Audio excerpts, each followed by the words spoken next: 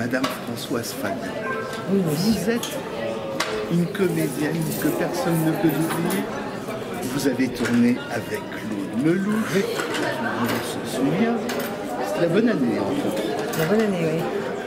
J'espère retourner encore avec lui. Et vous êtes actuellement ici pour la nuit de la déprime. Est-ce que vous êtes quelqu'un qui est sensible à la nuit de la déprime ou vous êtes plutôt sensible aux animaux? Je suis très sensible aux animaux et je me demande pourquoi cette nuit s'appelle la nuit de la déprime. J'ai pas encore compris. Parce que c'est la nuit où la déprime, elle s'en va. Ah bon? C'est pour chasser la déprime. C'est voilà. Ah, parce que la nuit de la déprime, on a l'impression que c'est au contraire, pour alimenter la déprime.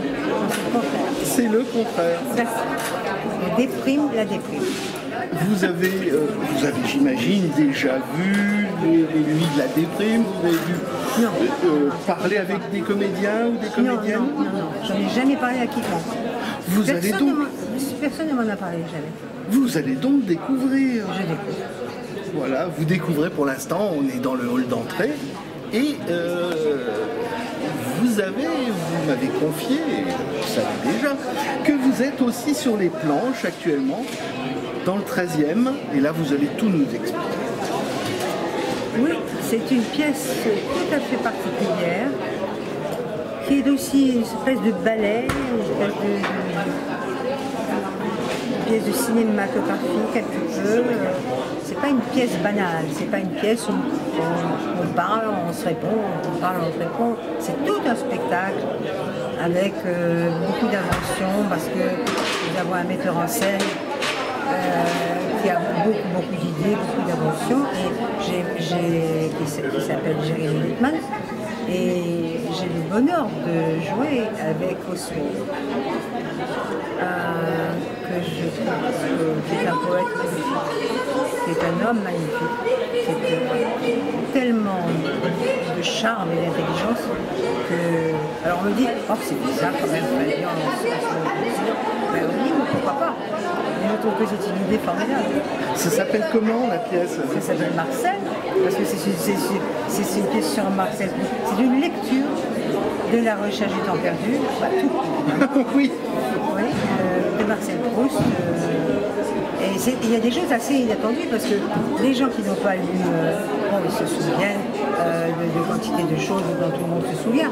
Mais là, il y a des chansons, il y a des scènes de rue, il y a des choses comme ça, des choses qui peuvent être complètement actuelles.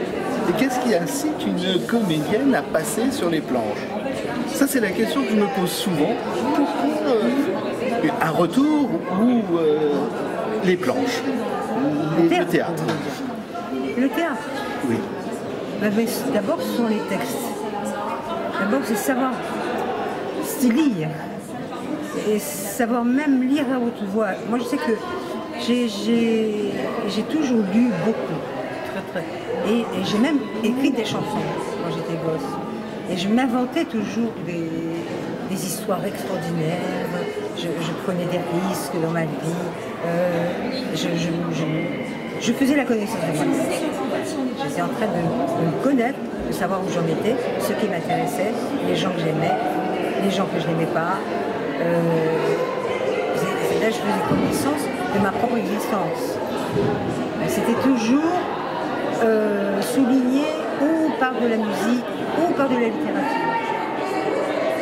Et là, vous êtes comblé? J'ai fait la connaissance de moi-même à travers la musique et la littérature. C'est tout ce que j'aimais au monde.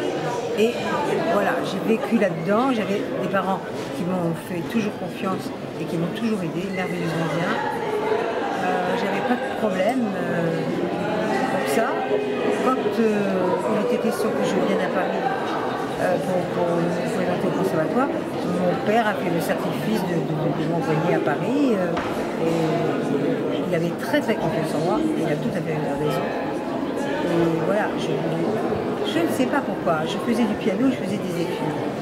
Et puis un jour, il y a un professeur qui m'a demandé de venir sur scène et de me dire quelque chose. Et je lui ai dit un poème de Baudelaire. Elle a, si vous voulez que je vous raconte ça, elle a appelé mon père et elle m'a dit votre fille est très douée, vous devriez quand même lui donner des leçons de comédie. Moi, je suis prête à lui donner des leçons de comédie pour rien. J'ai travaillé un an avec elle. Elle a dit, vous faites confiance à elle. Envoyez-la à Paris, vous ne rien passer encore. Et c'est comme ça que je suis là. Si c'était à refaire, quelle pièce de théâtre, quel film auriez-vous envie de refaire? Et ça sera ma dernière question parce que je crois qu'on nous attend par la suite. De refaire. De refaire, si c'était à refaire. J'ai tout à inventer maintenant. J'ai tout à découvrir. Je ne veux pas dire qu'il y a un film que j'ai envie de refaire. Il y a plein de films que j'ai envie de refaire. C'est parce qu'il y a eu des rencontres avec des textes, avec des metteurs en scène. Et puis j'ai fait beaucoup de théâtre. J'ai fait... En réalité, c'est pas le cinéma que je voulais faire. Je voulais faire du théâtre. Et je continue d'ailleurs à faire du théâtre. Je ne sais pas finalement ce que je voudrais refaire. Il y a tellement de choses à faire. Pourquoi refaire? J'ai raté ma vie. Moi, j'ai jamais joué Tchekhov et j'ai jamais joué Dostoïevski. J'ai tout à faire.